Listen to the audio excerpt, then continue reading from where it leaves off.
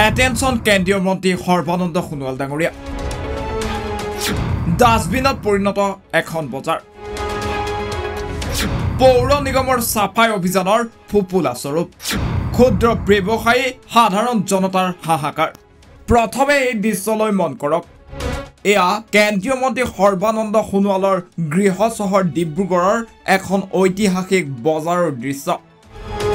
এজাক বৰষুণতে এনেদৰে জাবৰৰ ডাষ্টবিনত পৰিণত হৈছে ঐতিহাসিক ডিব্ৰুগড় চহৰৰ পাচলি বজাৰ স্বচ্ছতাৰ ফুপুলা স্বৰূপ উদুঙালে এইখন ডিব্ৰুগড় চহৰৰ শাক পাচলিৰ বজাৰে কাৰণ জাবৰৰ ডাষ্টবিনত পৰিণত হৈছে ঐতিহাসিক ডিব্ৰুগড় চহৰৰ এই বজাৰখন কৰ সংগ্ৰহতে ব্যস্ত পৌৰ নিগম এইটো আমাৰ আজি কেবা বছৰৰ পৰা আমাৰ অসুবিধা হৈ আছে আমি কেবাবাৰ পৌৰসভাত গলো আগৰ পৌৰসভা যেটো আমাৰ পৰপতি আছে তেখেতে আমি অনুৰোধ কৰিছিলো আমাৰ সমস্যাবিলাক সমাধান কৰে ডিব্ৰুগড়ত সবতকে পুৰণি বজাৰ আমাৰ এখন কিন্তু এই বজাৰখনৰ পৌৰসভাৰ কোনো মন নিদিয়ে চকু নিদিয়ে মাহেয়া চকুত চাই আমি আপোনালোকৰ থ্ৰুতে আমি পৌৰসভাত আমি অনুৰোধ কৰিছো আমাৰ বজাৰখনৰ কাৰণে অলপ চিন্তা কৰে আৰু অহা দিনত যদি আমাৰ সমস্যাটো সমাধান হয় আশা ৰাখিছো আমি পৌৰসভাৰ পৰা বহু কষ্ট আমাৰ ব্যৱসায় আমাৰ নহয় বৰষুণ দিনা একেবাৰে বৰষুণ দিনা সেয়ে আমি বজাৰ ফালৰ পৰা পৌৰসভাত আমি অনুৰোধ কৰিব পাৰিম তেখেতক আমি আজি আমাৰ বজাৰৰ পৰা বছৰে 16 লাখৰ ওপৰত ৰয়্যালটি পাইছে চৰকাৰে তাৰ পিছতো আমাৰ বজাৰখন তেনেকৈ উন্নতি হোৱা নাই আমি পৌৰসভাৰ লগত আমি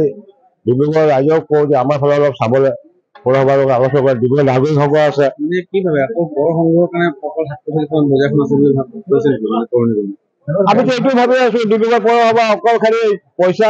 তেওঁলোকে ইয়াৰ পৰা আমাৰ পৰা ৰয়্যালটি পায় তাৰ দ্বাৰা আমাৰ বিষয়ে একো চিন্তা নকৰে আজিলৈকে কৰাই নাই এতিয়াতো মেয়ৰ হৈ গ'ল এতিয়া নতুন আমাৰ যিটো মেয়ৰক আমি অনুৰোধ কৰিছো আমি এইটো ভাবো যে আমাৰ অকল খালি পৌৰসভাৰ খালি আমাৰ খালি অকল ৰয়্যালটিৰ কাৰণে আমাৰ বজাৰখন ইয়াত ৰাখিছে নেকি ৰয়্যালটি নহ'লে বজাৰখনে তেওঁলোকে একো চিন্তাই নকৰে নেকি স্বচ্ছতাৰ ক্ষেত্ৰত যিটো কোৱা হয় স্বচ্ছতাটো আমাৰ বজাৰৰ ভিতৰত স্বচ্ছতা নাই ডিব্ৰুগড়ত স্বচ্ছতা আছে না আছে কিন্তু আমাৰ বজাৰৰ ফালে এইটো প্ৰধানমন্ত্ৰী কোৱা কথা কিন্তু প্ৰেক্টিকেল এইটো হোৱা নাই বিজেপিৰ হয় ভোট বিজেপিৰ হয় চৰকাৰ বিজেপিৰ হয় ইয়াৰ ৱাৰ্ড কমিশ্যন আমাৰ এইটো ৱাৰ্ডৰ বিজেপিৰ হয় কিন্তু কোনো আমাক আজিলৈকে চাব অহা নাই অহা নাই এতিয়ালৈকে অহা নাই আমাৰ এইটো 11 নম্বৰ আমাৰ উজ্জ্বল ফুকন হয় আজিলৈকে অহা নাই এইটো আমাৰ ছেক্ৰেটাৰী খবৰ পাই যাব নোলায় বজাৰ ভিতৰতে থাকে এক আঁঠু পানী হৈ যায় মাইকী মানুহে অলপ সোমাব নোৱাৰে বজাৰ ভিতৰত আমাক বেয়া লাগে শাক পাচলি বজাৰখনৰ জৰাজীৰ্ণ আৰু কৰ্দৰ্যময় অৱস্থাই সমস্যাত পেলাইছে গ্ৰাহক তথা ব্যৱসায়ীসকলক এজাক বৰষুণতে পানীৰে উপচি পৰে বজাৰখন বছৰি প্ৰায় 16 লাখ টকা কৰ সংগ্ৰহ কৰাৰ পাছতো উন্নয়ন নহল শাক পাচলিৰ বজাৰখন কোনো পানী ওলাই যোৱাৰ সুব্যৱস্থা নাই বজাৰখনত তাৰোপৰি নলাসমূহত জাবৰৰ দম ডিব্ৰুগড় পৌৰ নিগমে বজাৰ টেক্স সংগ্ৰহ নিয়মীয়াকৈ আদায় লৈ আছে এই ব্যৱসায়ীসকলে বোকা পানীৰ মাজতে নিজৰ ব্যৱসায়ক লৈ ব্যস্ত বৰষুণ কাৰণে বজাৰত গ্ৰাহক শূন্য হোৱা দেখা পোৱা যায় তথাপিও ব্যৱসায়ীসকলে নিজৰ দায়িত্ব পালন কৰি আছে আৰু সময়মতে পৌৰ নিগমক কৰ দি আছে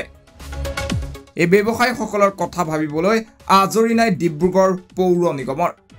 মাত্ৰ কৰ সংগ্ৰহৰ লক্ষ্যতে আবদ্ধ নাথাকি বজাৰখনৰ স্বচ্ছতা আৰু উন্নয়নৰ প্ৰতি গুৰুত্ব দিবলৈ আহ্বান বজাৰ সমিতিৰ ডিব্ৰুগড়ৰ পৰা আতিকুৰ ৰহমানৰ ৰিপৰ্ট এনিভাৰত 24